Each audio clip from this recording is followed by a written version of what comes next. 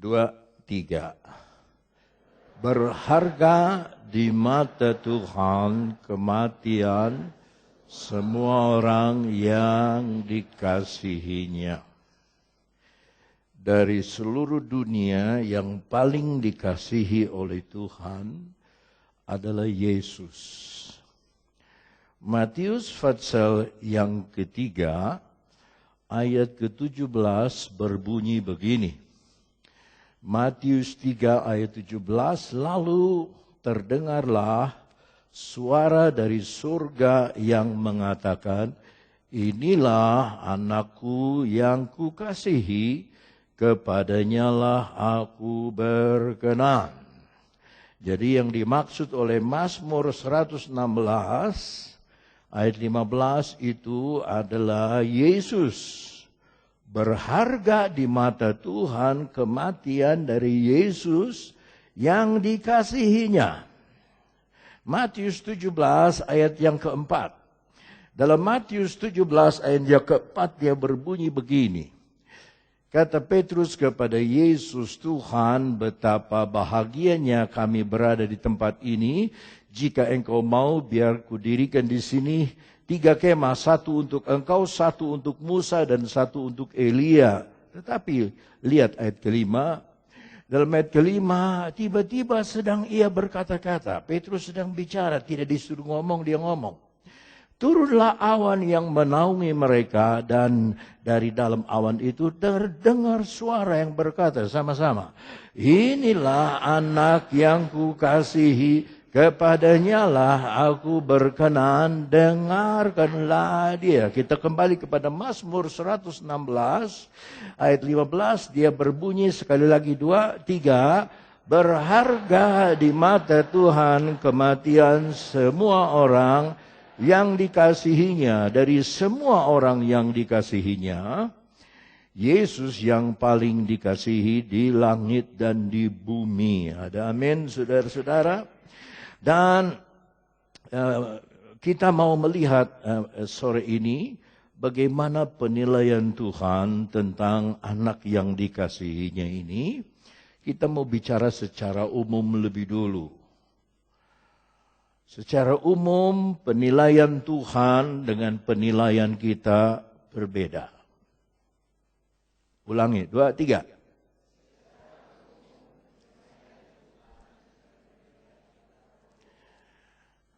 Penilaian Tuhan aja yang diulangi. Penilaian Tuhan dengan penilaian kita berbeda.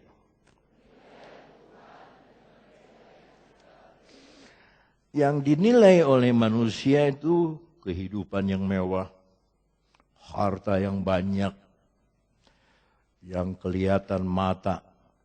Kalau yang dinilai oleh Tuhan justru kematiannya. Akhiri hidup. Kematiannya. Jadi manusia menilai dari depan, Tuhan menilai dari belakang. Manusia menilai langkah yang pertama, Tuhan menilai langkah yang terakhir. Dan yang dinilai oleh Tuhan bukan harta. Berapa banyak harta saudara punya? Tidak dinilai oleh Tuhan. Hidup saudara, sukses atau tidak dinilai oleh Tuhan. Pendidikan saudara, tinggi atau rendah, tidak dinilai. Pangkat saudara, kopral atau jenderal, guru atau murid, tidak dinilai. Ya, tetapi yang dinilai oleh Tuhan, kematian. Sama-sama. Yang dinilai oleh Tuhan, kematian. Waktu kita mati, apakah kita ada di jalan Tuhan, di jalur Tuhan atau tidak? Malam ini saya ingin berbicara mengenai grand final. Sama-sama? Atau garis finish. Yesus di atas bukit Golgota sampai di garis finish dan dia berkata, "It is finished." Sudah selesai. Sudah selesai. Dia bilang tugasku sudah selesai. Di atas bukit Golgota dia menjadi pemenang di atas maut dan neraka, di atas dosa dan kuasa kegelapan. Dia berkata sudah selesai. Yang dipuji oleh kita bukan dia menyembuhkan orang buta, bukan dia menyembuhkan orang sakit, membangkitkan orang mati. Yang dipuji oleh kita adalah dia mengampuni dosa-dosa kita oleh kematiannya. Itu sebabnya it is finished, sudah selesai. Hampir dia tidak sampai ketika dia berkata, Eloi, Eloi, lama sabachthani, ya Allahku, kenapa engkau meninggalkan aku? Tetapi akhirnya dia menang ketika dia berkata, ya Bapa, kuserahkan nyawaku kepada engkau. Dan waktu dia mati, berharga di mata Tuhan. Matinya orang yang dikasihinya. Jadi penilaian akhir dari Tuhan bukan dalam kehidupan, tapi waktu kita mati. Waktu kita meninggal. Pengkhotbah pasal 7 ayat 1. Pengkhotbah pasal 7 ayat 1. Kita lihat ke depan. Nama yang harum lebih baik daripada minyak yang mahal. Sama-sama. Dan hari kematian, ini penilaian Tuhan. Hari kematian lebih baik. Dia tidak bilang hari lahir lebih baik. Hari kematian lebih baik daripada hari kelahiran. Makanya saya lebih senang merayakan Paskah daripada Natal. Sebab Natal kelahiran. Yesus bilang kematian lebih baik. 2. Pergi ke rumah duka. Bukan suruh orang ke rumah duka. Bukan. Kita yang pergi ke rumah duka lebih baik daripada pergi ke rumah pesta. Apa bedanya? Kalau ke rumah pesta, saudara mesti bikin baju baru. Rambut mesti dimasuk salon. Bulu mata mesti dicabut. Alis mesti diobras. Ya, pipi mesti dikasih bedak. Ya. Dan sebagainya. Baju ingin beli yang baru. Bikin yang baru. Sepatu haknya cuma 3 cm, pengen dijadikan 20 cm. Kalau ada yang menikah pesta tiap minggu, dia tidak mau pakai baju yang sama.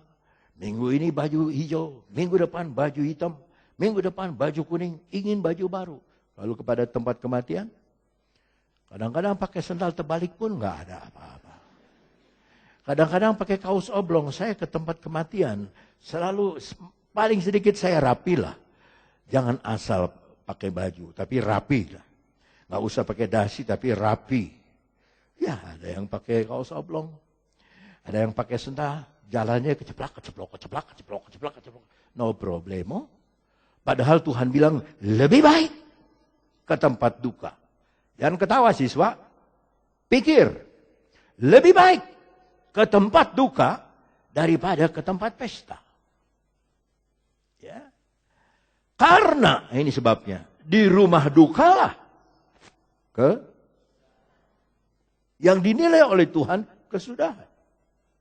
Setiap manusia, hendaknya orang yang hidup, saya pakai istilah yang masih hidup, memperhatikannya.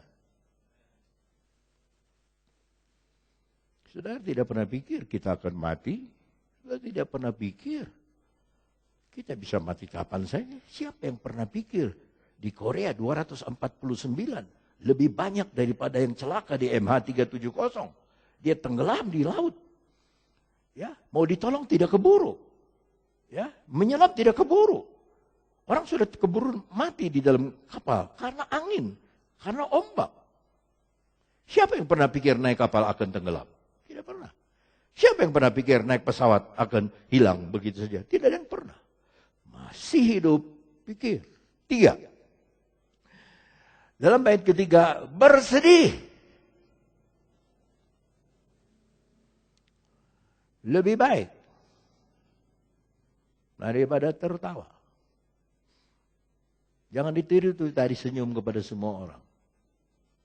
Ntar orang bilang, kenapa ya itu orang senyum-senyum terus? Senyum. Sudah ada orang senyum. Dia nggak mikirin, sebenarnya lihat sudah senyum. Sudah senyum, lama-lama orang bilang, seri sorangan.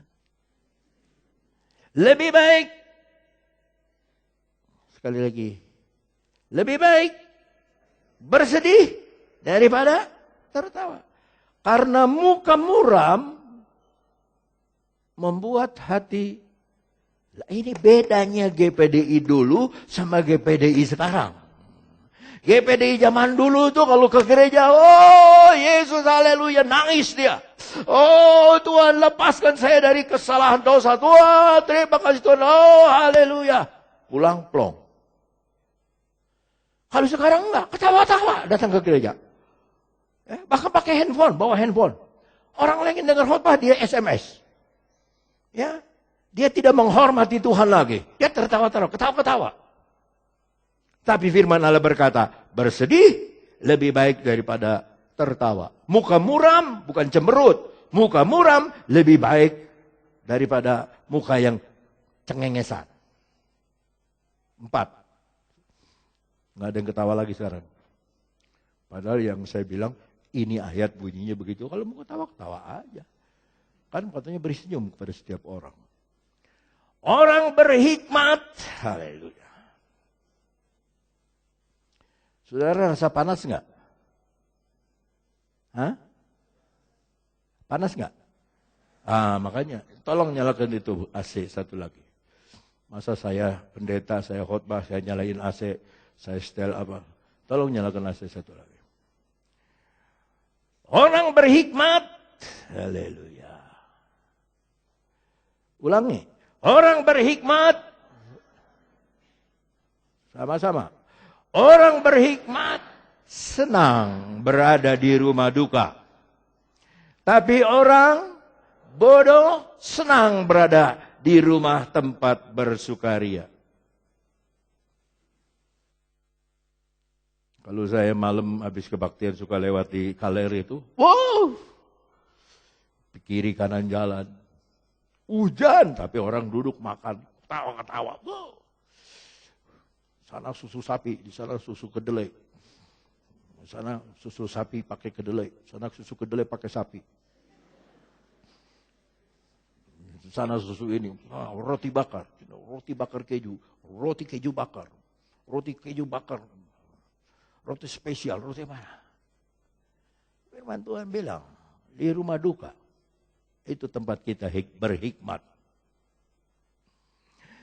Pengkhotbah Fatselnya yang ke-9. Ayat ke-5. Pengkhotbah Fatsal yang ke-9. Ayat 5. Karena orang-orang yang hidup tahu. Haleluya. Saudara, ulangi. Karena orang-orang yang hidup apa? Tahu bahwa mereka akan mati. Tetapi orang yang mati tak tahu apa-apa. Tak ada upah lagi bagi mereka yang sudah meninggal. Bahkan kenangan kepada mereka sudah lenyap. Sudah meninggal, sudah almarhum. Ayat 12. Ayat 12. Karena manusia tidak mengetahui waktunya. Seperti ikan yang tertangkap dalam jala yang mencelakakan. Dan seperti burung yang tertangkap dalam jerat. Begitulah anak-anak manusia terjerat pada waktu yang malang.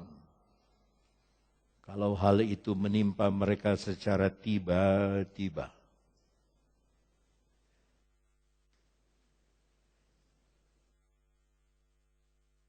Jadi saya bawa saudara lebih dulu untuk menghargai apa yang Tuhan hargai. Kematian bukan kerugian. Kematian bagi Tuhan itu penilaian akhir dari Tuhan.